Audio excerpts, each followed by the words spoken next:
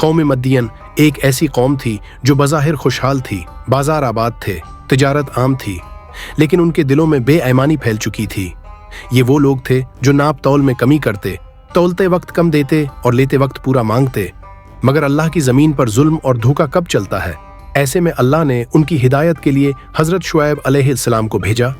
आपने कौम को समझाया, लोगो नाप तोल पूरा करो, तराजू सीधी रखो और ज़मीन में फसाद न फैलाओ। मगर कौम ने मजाक उड़ाया। वो कहते थे, अय शुएब, क्या हम तुम्हारी नमाज की वजह से वो छोड़ दें जो हम चाहें? लेकिन शुएब अलैहिस्सलाम का जवाब नरम था, हिकमत भरा था। मैं तुम्हारे लिए वही चाहता हूँ जो तुम्हारे लिए बेहतर है। मगर कौम की हठधर्मी बढ़ती गई। वो अल्लाह की नाफरमानी पर अकड़ते रहे। उन्होंने नाप तोल की बेईमानी को सिर्फ कारोबार नहीं, अपनी जिंदगी का तरीका बना लिया था।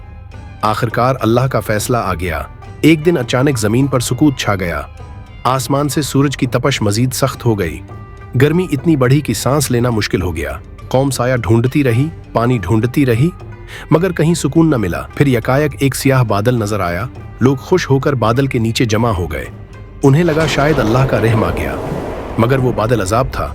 बादल के नीचे आते ही एक खौफनाक आवाज ने जमीन हिला दी।